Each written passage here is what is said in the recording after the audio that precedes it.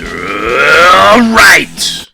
And discussions of truth. This is the fourth installment on this day, March 25th, Wednesday, coming at you, 7:13 p.m. Eastern Standard. We got the Linstroth report coming our way here. JP Linstroth joining us here momentarily.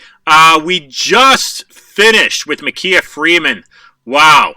Catch that episode. It will blow your mind. Again, hashtag Stop Mass Media. Yes, we refrain from allowing mainstream media from brainwashing us. All right, like I said, this is the fourth hour. We started off today from the UK with Tobias Churton. He's an Oxford-educated scholar that's dived extensively into the life of Aleister Crowley. Gnosticism, magic, if you will, persecuted by Christians. Okay, why? He was nonviolent. He didn't invoke violence. Why was he hated? Okay, yet, interestingly enough, loved by people like the Beatles, Mick Jagger, Led Zeppelin.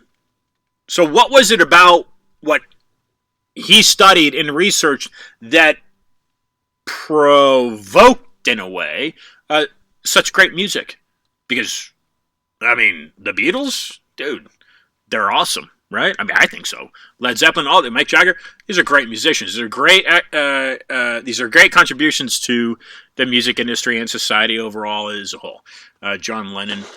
So anyway, so that's how we started the hour. We started early at 4 p.m.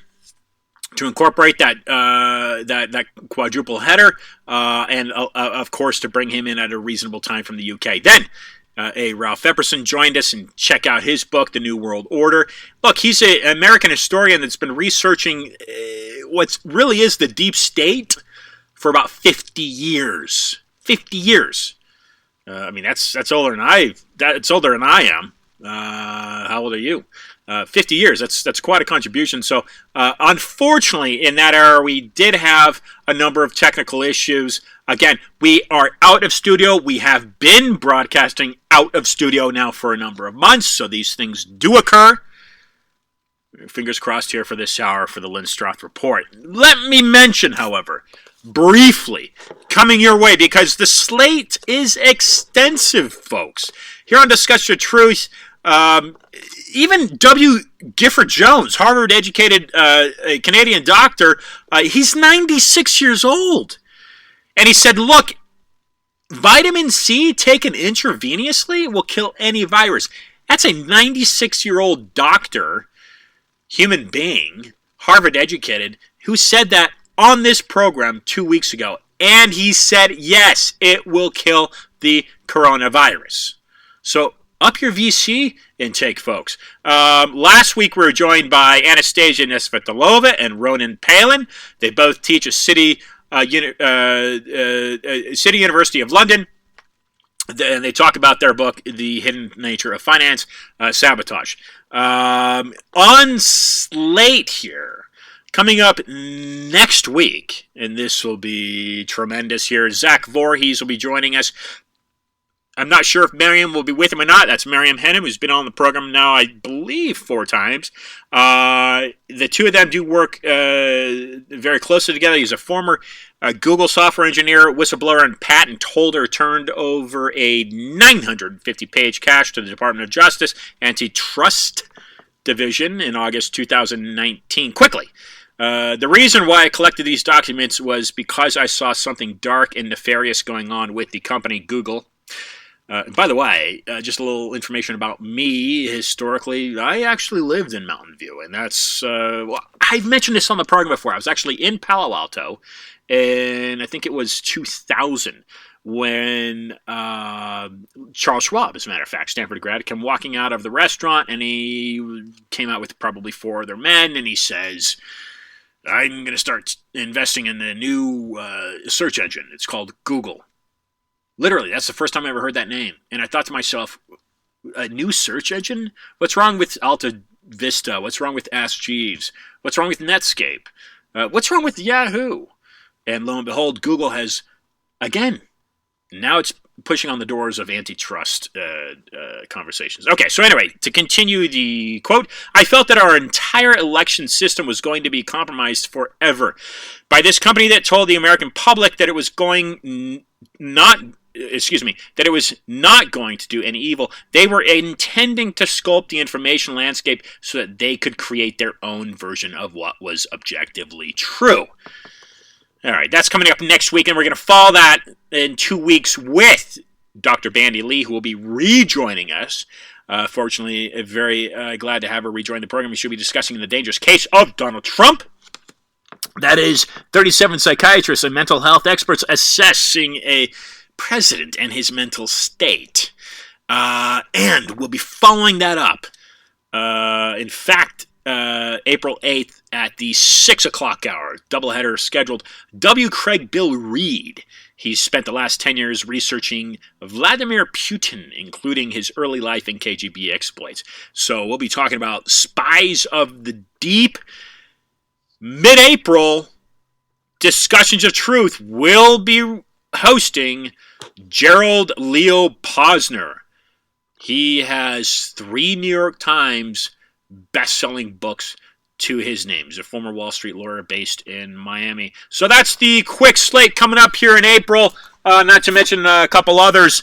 Donate to the program. You can do that at discussionsoftruth.com. Go to my website, iantrottier.com. Find all my past episodes there. And look, Freedom Reserved, No More Lies is coming your way. It's a 365-page basic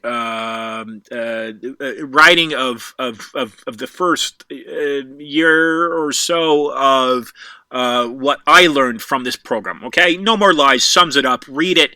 You're going to want to published by Trine Day, coming your way. Again, coming your way by Trine Day and pre-ordered right now at Barnes & Noble and Amazon.com. Okay. So, let me also mention Stop Mass Media shirts are available at stopmassmedia.com, and follow me on Twitter and Instagram, both handles, INTROTTIER. Let's bring on JP for a Linstroth report. The coronavirus.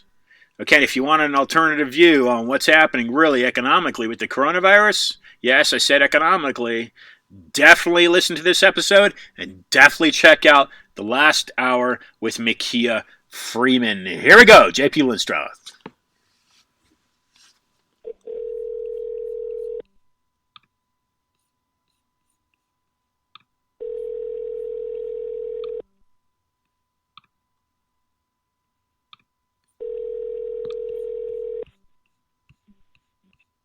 Hello? Mr. J.P. Linstroth, welcome back to Discussions of Truth, sir. Hey, Ian, how you doing? Well, I'm doing great. This is actually, I'm not sure if I mentioned this to you or not, but this is actually a quadruple header. We started the program with, Wow. It's the first time, JP. We've done double headers and recently started a triple. 2020 has been a whole new avenue here for discussions of truth. We've demands coming in, and now we're adding hours. So yes, first quadruple header. That's great. Awesome. Thank you, JP. So anyway, what's the status here for you in Florida regarding the coronavirus? You're healthy, obviously. It sounds that way. Are you quarantined? Yeah, I mean, I had a cold like about, I don't know, a month or 6 weeks ago, and at that time nobody was testing, so I don't even know if I had a version of it. But I mean, I guess worrying things are things like that Palm Beach County's the least tested county per capita of the state. Okay. And I don't know. I mean, I worry, like, when Trump makes pronouncements that everything will be open for business and by Easter. Yeah. Yeah. I mean, we laugh at it. I mean, this is serious business, but it's like the guy directing the country, and again, I try not to take sides politically, but the guy directing the country is just like not taking this serious. Well, and I mean, Andrew Cuomo sounds more like the president than the president. He's governor of New York. And I just think it's just, I think it's wrong, and I think it's irresponsible of Trump to set a date like that, especially because I taught epidemiology or co-taught a course 20 years ago, and knowing how a disease like this behaves, or any disease really, when you have an epidemic and even a pandemic like it is, that, for example, with the Spanish flu in 1918, San Francisco was like the first city to quarantine itself and practice social distancing. And then they thought by the fall of 1918, everything was fine, and they went back to normal. And guess what? They get a huge spike of contagion and a huge spike of a death rate there, which lasted a year about. Wow. And Hong Kong is going through the same thing just recently. I mean, they thought they had contained everything and things could go back to normal, and then they got another wave of it, or a couple waves. Incredible. I had not heard this. Yeah. So I mean, so when we're talking about epidemiology, we're not even talking. It's only been I don't know, what's been a couple of weeks, Ian, and and I think Cuomo's right. I mean, listening to people who are medical doctors and epidemiologists, that probably New York will be the norm for everybody. Now, if Trump has his way and loosens restrictions on opening everything up, it could get into the millions, Ian. I mean, that's how scary it is. That's mind-boggling, JP, and I have that same concern in that he's going to rush to try to save the economy, and then things are just going to spiral out of control. Right. I mean, I think you and I did an email exchange, and you were like, "Has this ever happened before?" And and I pointed to the Spanish flu of 1918, which is over 100 years ago, so it's not really in our living memory, but it certainly was in my grandparents, and unfortunately they passed away. But I could have asked them about it. But a lot of people after that happened forgot about it because World War One was going on at the time, and people were focused on the war, and also the president, Woodrow Wilson, was focusing on the war and the war effort. But more people died with the Spanish flu of 1918 than all the wars of the 20th century combined the United States fought. Wow. So 675,000 people estimated died. 25 million Americans were infected, estimations. 50 million people, Ian, probably worldwide died because of that flu. And that was 3% of the world population at the time. Wow.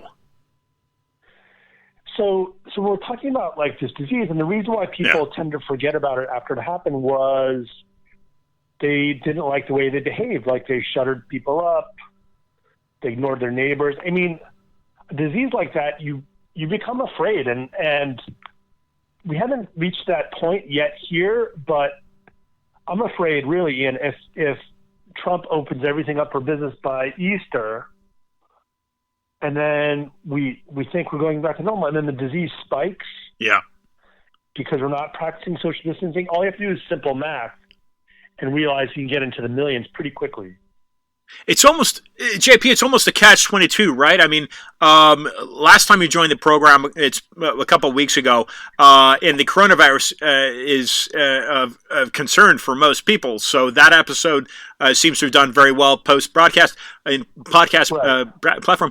But even back then, you were saying, JP, and you may have started saying that beforehand, you were one of the first that I believe I remember hearing saying, hey, look, the economic impact of this is likely, very possibly, going to outreach and far reach the health impact. So it's almost a catch-22 in that you've got a sector of the society led by, let's say, Donald Trump, to say he represents this sector, which I don't think he does, but let's say, everybody wants a healthy economy, and everyone wants to rebound from what is definitely going to be a recession. There's no doubt about that. Let's hope it's not a depression, but you've got to catch 22 because now you're saying, okay, so Trump hurries that case up, and then he reopens the doors and the trading, but then boom, you've got a spike in cases, and then you have to close things back up and wait even longer. I mean, you know, I hope you're well too, by the way, and your family as well. You know, I think if most Americans, and just talking about the United States, or actually just people in the world in general, if they had a choice over their health, you know, or their own mortality and economics, I think wouldn't most people choose their health and the health of their families? I think they would. I mean, the thing is, like, you know, okay, so the Congress, I mean, Senate just approved today and hasn't really been passed yet as legislation or as a bill or it become law yet, but $2 trillion package. Yeah. That really we know, I mean, you and I know, I mean, we all know it's going to be a drop in the bucket compared to what has been lost, but honestly, like, social distancing does work, and honestly, like, if we think it's going to be like a hurricane or like a storm and it's going to be over in this short-term view, boy, that's a mistake, you know, and that's what I'm afraid of. I mean, we really have to think about this long-term, and I think, you know, to the people who listen to your show and the people who have, you know, picked up on some of this, I just think, like, caution is the better form of reason, especially, like, listening to science rather than politicians. I mean, and I think a lot of people are willing to do that. I mean, Anthony Fauci, Dr. Anthony Fauci, he went to my alma mater, Holy Cross. Where's that? Alumni. He won the Medal of Freedom. It's in Massachusetts, in Worcester, Mass. Okay. It's a small liberal arts college, Catholic college. But JP, you're Massachusetts born, or you just went to school there? I just went to school there. Okay, it's not my business. I'm just asking questions. No. I did my undergraduate degree there in political science and Spanish, and then went on later on to do a master's at Florida State in anthropology, and then, as you know, do a PhD in anthropology at Oxford. Right. Okay, so anyway, so Fauci is an alumni of the same institution. Correct. Yeah, and I mean, you know, and actually, I think he's very believable, and I mean, he's very believable. He's an expert, you know. Yeah, of course. He's an expert in this stuff. I mean, you know, he's been very gentle in the way he contradicts Trump, but he has contradicted him because he needs to as a scientist, because, you know, he knows the difference. He knows what diseases can do. And if you look at, I mean, the scary thing is, Ian, is that we're probably a year, maybe a year and a half away from a vaccine. And I know a lot of people are working on this. Yeah. But we're a little ways away from a vaccine. And, you know, every disease is unique. I mean, just look at a disease like the hantavirus, which affected mainly Navajo people out west. People are totally baffled on how to treat it. They would, you know, with the Spanish flu, just like the hantavirus, just like this disease with the coronavirus and the COVID-19, people have the complicating symptoms are pneumonia, and you drown in your own fluids. The difference in the hantavirus is that it's been passed on through deer mice, and the reason how they get rid of it is through excrement and through urine. And you get it on your clothes, and it's deadly, and it's like a spore that gets into your lung and just goes from there. Going back to the Spanish flu, the majority of people that were affected from that were people from 20 to 40-year-olds. Interesting.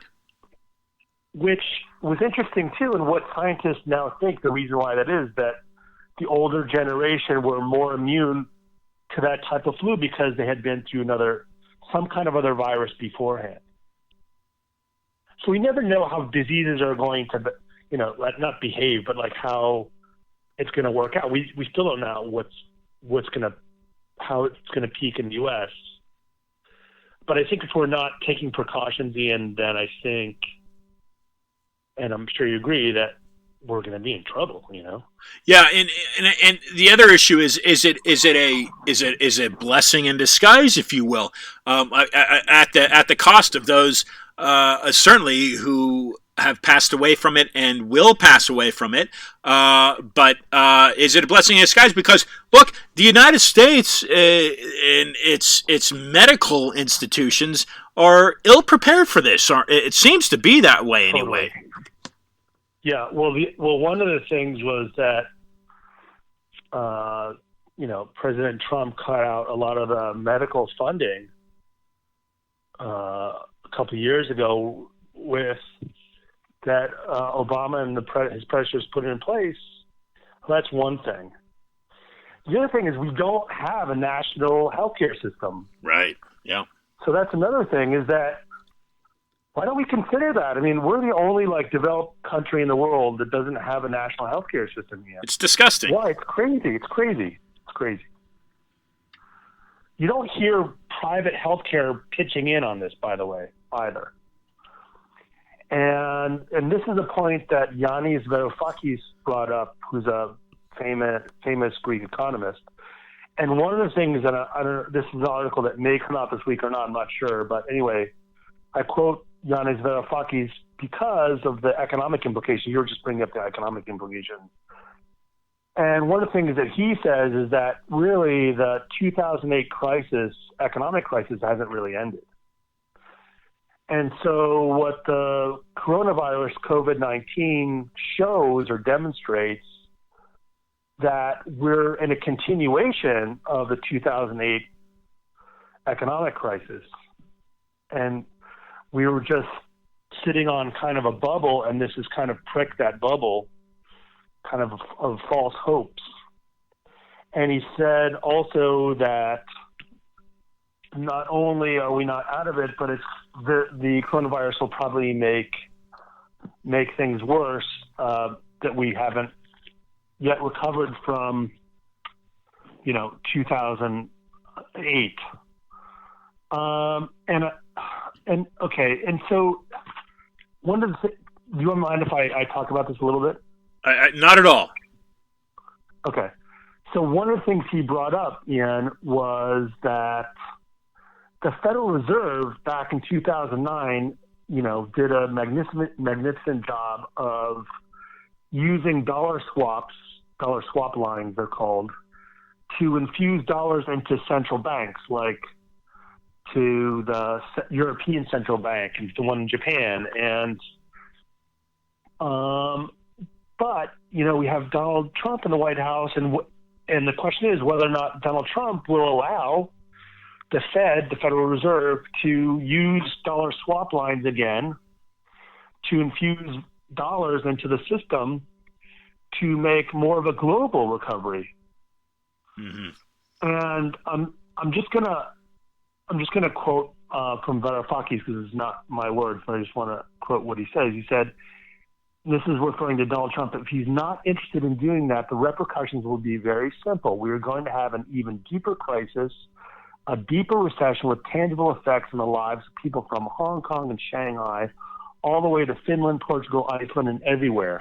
This is why this epidemic is of great significance to real people's lives across the world. And this is Yanis Varoufakis, who is a famous Greek economist. I really like him, actually.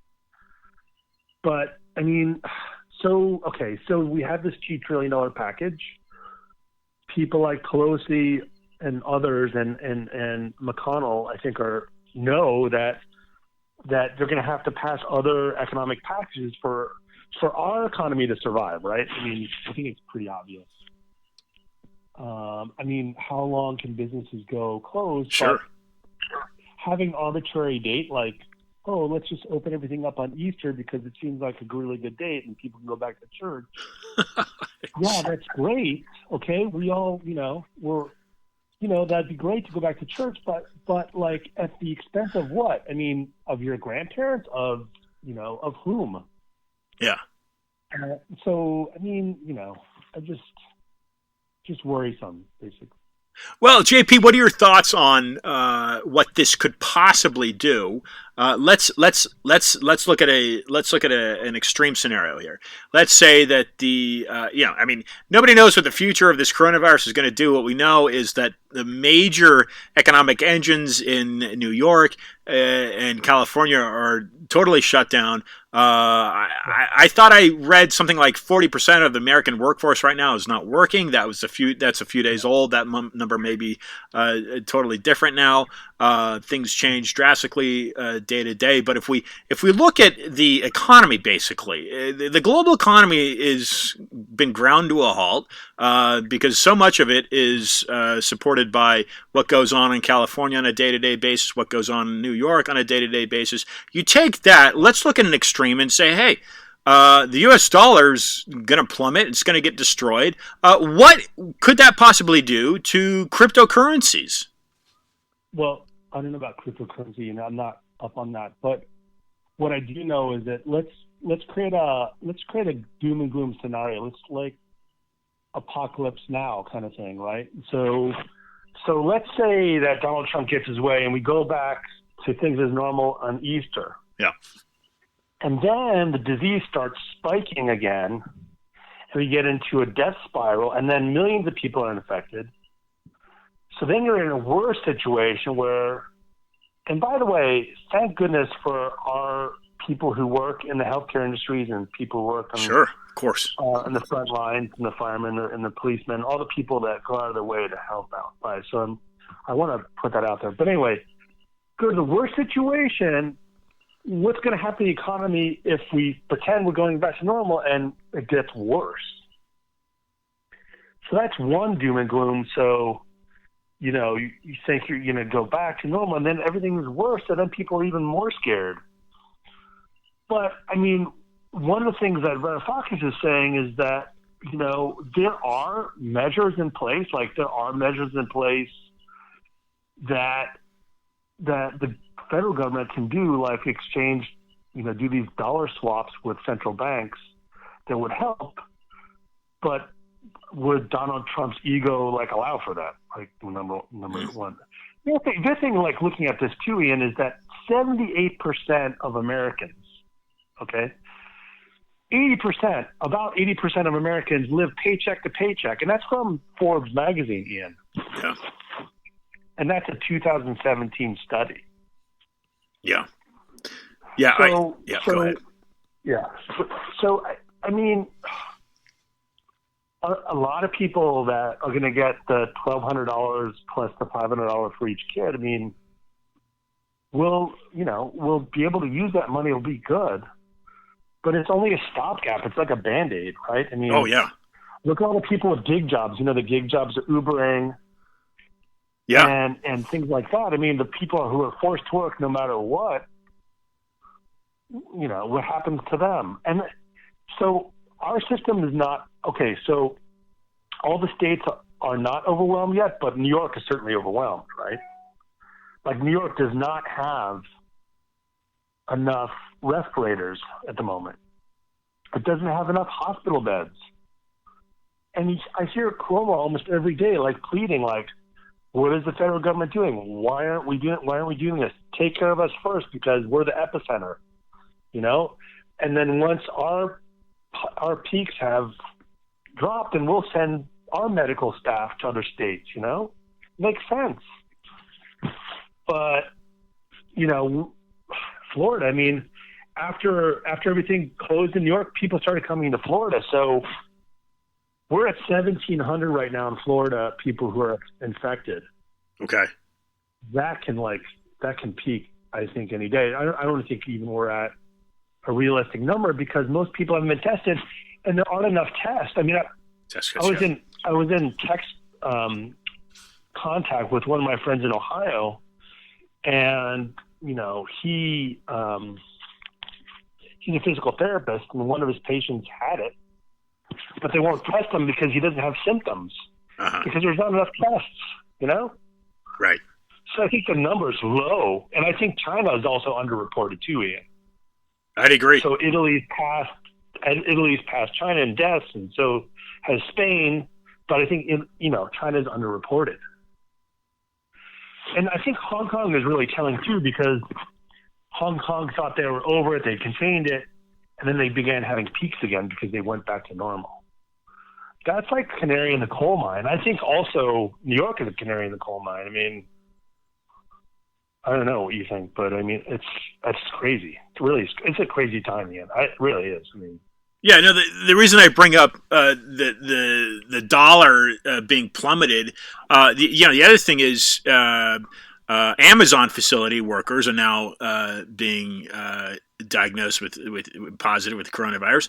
But if for those listeners that are quarantined, wherever they may be, because I know the UK now has stay-at-home quarantining, but in the US or anywhere, you take the reason I bring up cryptocurrency is because you take a paper form of money. A dollar bill, as it be it, and you pay for your groceries during the time that you're allotted to leave your house and go buy groceries. Who knows where that money's been, and the money that's given back to you, who knows where that's been, and does it have the virus on it? So, is this a possibility for digital currencies to take off? Right. Gotcha. But so I want to address for listeners. JP contributes regularly to Counterpunch. That's counterpunch.org, and I want to address a quote that you've abstracted from a book called "Pathologies of Power: Health, Human Rights, and the New War on the Poor." This is 2003. In page 6, Paul Farmer argues the most basic right, the right to survive, is trampled in an age of great affluence, and that matter should be considered the most pressing one of our times. The drama, the tragedy of the destitute, sick concerns not only physicians and scholars who work among poor, but all who profess even a passing interest in human rights. It's not much of a stretch to argue that anyone who wishes to be considered humane has ample cause to consider what it means to be sick and poor in the era of globalization and scientific advancement. So we've got a global pandemic. I don't think there's a single. There's not even a single country out there that seems to be coping. I mean, China. The reports fluctuate that it's got it under control. Seems like it's completely terrorized Italy. This is something that's come out of left field in a sense, and nobody's prepared for this. And certainly, like you're saying, the people that depend paycheck to paycheck have no savings, can't afford an expected bill of even $400. This, you talk about a dichotomy of the middle class shrinking. This is going to completely. This could possibly totally obliterate the middle class. Yeah, I mean, this is the tipping point, Ian. I mean, it really is. Albert Camus, I'm rereading the novel The Plague, and it was actually a book that I assigned reading when I taught this epidemiology course, and that he has a wonderful quote about, like, disease, and he says, everybody knows that pestilences have a way of recurring in the world, yet somehow we find it hard to believe in ones that crash down on our heads from a blue sky. There have been as many plagues as wars in history, yet always plagues and wars take people equally by surprise. Interesting. And, and Camus' right. I mean, nobody expected this. Nobody predicted this, Ian. It's almost like a nuclear war. Like, the bombs are going off. What do we do? How do we deal with this? Do we have enough resources to deal with it? I mean, it's really craziness. And yes, I mean, Italy's been totally terrorized. But what was interesting when I heard, and actually, I know some Italians as well, and listening to them, one of the a woman here's an anthropologist. She texted a message on Facebook, and she basically said that when people started talking about this outbreak, people took it like they were on vacation. Right. And so they all started socializing. It was like no big deal. Who cares? And look at them now, Ian. Okay, the death tolls surpassed China from what China's reported, and I say from what they've reported because I think they're underreporting. But I mean, it's spiking up and down. I mean, it was, I think the other day, like yesterday, it was like 500 more deaths, and 600 deaths, and then it's awful. It's horrific. And what I'm missing from a commander-in-chief, from our president, is like a Franklin Delano Roosevelt kind of fireside chat, right? Roosevelt, like, he came to power in 1932, 32nd president. And, of course, Herbert Hoover had been president, became president in 1928, and, we had the Wall Street crash in 1929. And it was Roosevelt who gave America the confidence again. He said, the only thing we have to fear is fear itself, nameless, unreasoning, unjustified terror, which paralyzes needed efforts to convert retreat into advance. I mean, you just need somebody like, yeah, we're going to get through this, but, we have to listen to science now. I mean, we have to listen to what the experts say. And he has the experts, Ian. He's not listening to them. Listen to him, and there's in the economic experts. We have those too, Ian. We can get out of this. We have the ability to get out of it economically as well. The question will be: will he let the Federal Reserve stabilize the global economy? Right. Will people who are gig workers, will people who are living paycheck to paycheck, 80% of us, right? Will we be able to get through to, I don't know how long it's going to last. Could be till the fall. That's scary, right? That's scary for everybody. Can I pay my rent? Can I pay my bills? Are we going to get through this? But I think if you're creating a false sense of this is short term, we'll get through it, and you create an arbitrary date like Easter, when we haven't even seen this peak yet. We see New York peak. Or peaking, we haven't even seen. I mean, we don't know when it's going to. Unfortunately, you don't know until after the disease is over, right? After the pandemic has spread and peaked and gone. That's when you know what the morbidity rates are, and that's when you know more than the mortality rates are. It's in hindsight, but it's not when they're happening. But let's say New York becomes Florida and California, and then we have 3 epicenters, really, crazy. Maybe Washington as well, Washington State. Right. I mean, and in the scenario that I put forth, that Trump allows businesses to be open and everything, people go back to seemingly normal. Or the scenario where we can isolate a few people who have it and keep isolating them, and that's not the way diseases work. And shame on those people who say things like that, because honestly, if you look at the simple math, and I was looking at, there's a philosopher at New York University who put up a mathematical diagram between social distancing and not social distancing. Right. And it was the difference was in the millions. I mean, wow. It was the n-tenth of whatever. And that was on Counterpunch. He put that on Counterpunch. And I was just like, wow. I mean, and it's not that complicated math either. I mean, it's just, to the nth degree, you contaminate one person to another, and because it's airborne, it makes it even that more difficult.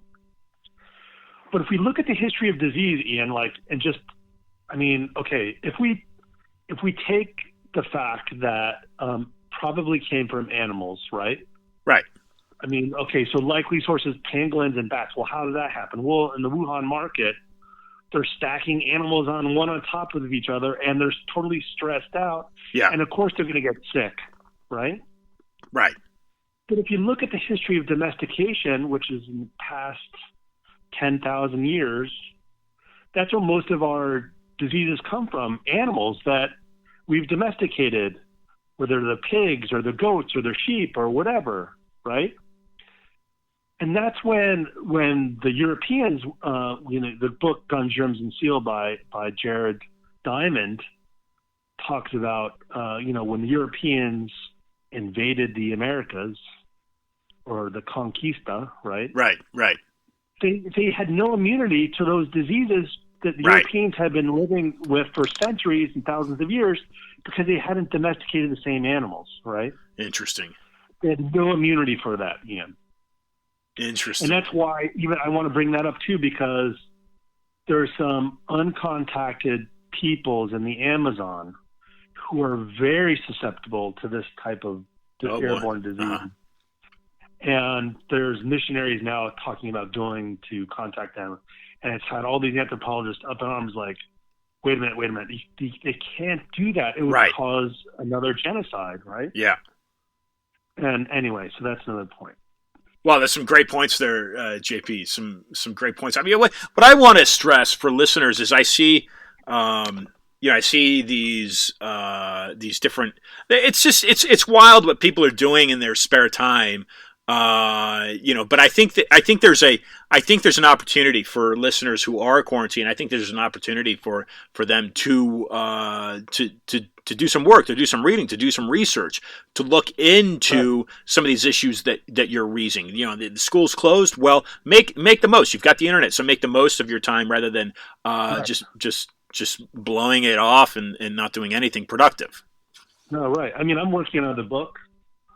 I'm finding that very helpful time to introspection is a great thing. I like having the time to be able to work on a book. I think I think people should be thanking their teachers. Now they know how difficult it is. So now you have kids at home. Right. So you have to, why not teach them how to cook or do some things around the house or, and of course it's like devastating for seniors in high school. I have two nieces who are seniors in high school, Ian, and they're fraternal twins, which means they're non-identical, and they're seniors in high school, poor things. And I don't know, are they going to have a graduation this year? Right. That's the same thing for universities. I mean, we postponed the Olympics, and just life isn't normal now. Okay, so we're getting used to a new normal, at least for a while. But we can't put an end to it before it's over. That's the thing that I worry about. And unfortunately, we have to postpone some things. But just take a deep breath. Sure.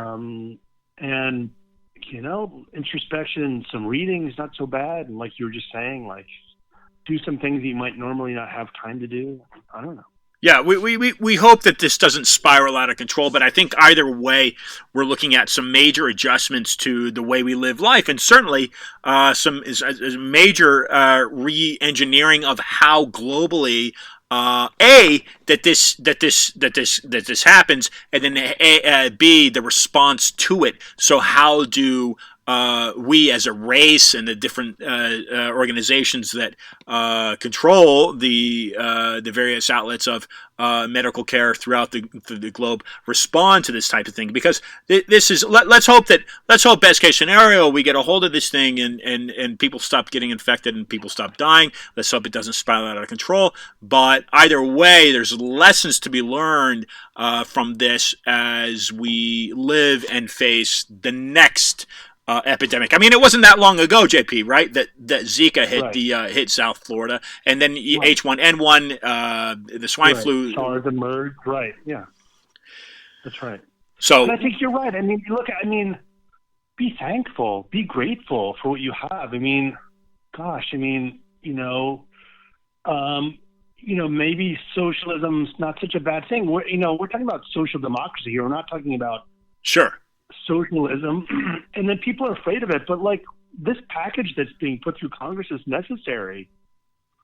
That's socialist, but it's not like socialist like communist. People get the wrong idea about things. Be thankful that we have a great healthcare providers for people, that doctors and nurses that are willing to sacrifice, but be good to them too, because you don't want to overwhelm the system. Listen to the science. Right. Like some of the Buddhism is pretty good too. Like listen, like calm down, take a deep breath and listen and be mindful of who you are and what you're doing. And, all these young kids, like they're thinking like they're not susceptible. It's just totally not true. I mean, there have been plenty of young people who have been affected, even young people that have died, unfortunately, which I don't want anybody to die from any disease like this ever or anything like that. But, I think one of the takeaways, obviously, is how much how many things we can be thankful for. Look how delicate the economy really is. Look how interdependent we are. That's right. Not only a society, but as a world, as a globe. Really are. We're a globalized world today. And look what transnationalism can do in just a very short while. Within a month, Ian. Wow. Look at the craziness. Yeah. This is a special episode with JP because look, we're living in special times. The coronavirus is the world population is 7 billion, estimated somewhere around there. I would think that the majority of that population now has heard the news of the coronavirus. JP, thanks for joining the program, and please keep up the great work as we confide and know that you do. Give listeners a little look about what we can expect from you in the future. Perhaps a little sneak peek about that book you're working on. Sure. I mean, and I really, really appreciate always coming onto your show, and it's really wonderful to be invited yet again. And my forthcoming book is Crises Beyond Nationalities, which really, talks about immigration and talks about different things happening in the world. But again, I mean, it didn't foresee like any of this. Nobody did. And so we're really looking at some of the other issues. And I think hopefully I have another article on this comparing it to the Spanish flu of 1918 coming out this weekend in Counterpunch. But most of my things can be found on academia.edu under JP Linstroth. And again, like the takeaway for me, and I hope, and I know for you too, and I think for a lot of people, is that, wow, how to appreciate life and understand how delicate everything is, how one thing can just change the course of life as we know it on this planet, and one disease like this. And I think hopefully that the political leaders will have a takeaway from this and realize that, wow, maybe we need to be more prepared for this in the future. For certain they will. And I think that instead of hard politics is what somebody else has brought up, that they've called this soft politics, right? Biological warfare or biological disease. But it really isn't. And because it can affect everyone everywhere. And of course, one of my points in the last article was that the people in the developing world are affected even more so because in some parts of the world they can't social distance, right? Yeah. And so anyway, but they don't have the economic means to recover as fast or as much. Yeah, unfortunately. Yeah. But yes, it is reaching all socioeconomic levels of society and societies, in that Prince Charles now has the coronavirus case. So we need to all protect ourselves. Right. Well, and so thank you, Ian, and hopefully some of your listeners will benefit from our conversations and have a different perspective on what's going on as well. Ladies and gentlemen, JP Linstroth. JP, looking forward to speaking to you next time you're on the program. Thank you so much, Ian. It's great to be on your show. If you're not familiar with JP Linstroth, if this is your first time catching a Linstroth report, and that we refer to his time on the program as, again, he's at academia.edu and counterpunch.org. A quick Google query of JP Linstroth, Linstroth, will yield a number of his articles and publications. Again, he is a former Fulbright scholar to Brazil, and he does hold a philosophical doctorate from Oxford. Actually, he is the second Oxford scholar, if you will, to join the program today. We started the show with Tobias Churton. This has been a quadruple header, a 4-hour installment of Discussions of Truth. If you would like, which I highly encourage you to donate $1 a month, $5, you may do so at iantrottier.com. That's IANTROTTIER. All of my guests today, 3 of the 4 have books you can buy, and you can donate to Micaiah Freeman's work as well. And certainly subscribe to this broadcast in podcast form. You may listen to it, re-listen to it on iTunes, Google Play, Spotify, iHeartRadio, a number of outlets. I recommend Anchor.fm. I upload all episodes to Anchor.fm, and all episodes are found at iantrottier.com. So anyway, Wednesdays, 5 o'clock, Discussions of Truth. That's Eastern Standard. I'm right here delivering you a Discussion of Truth. The platforms that the program streams 24/7 on and is located at the 5 o'clock hour on Wednesdays. DiscussionsofTruth.com, FreedomReserve.com, IanTrottier.com, and StopMassMedia.com. Finally, at Winwood One, not affiliated to Westwood One, Winwood1.com, Miami Radio. So those 5 platforms. Buy a t-shirt, StopMassMedia.com. I am your source, your host, weekly for Discussions of Truth. And until next week, ladies and gentlemen, with Zach Voorhees, former Google software engineer and whistleblower, do one thing, apart from being safe, and keep your social distancing, but if you do nothing else, be awesome.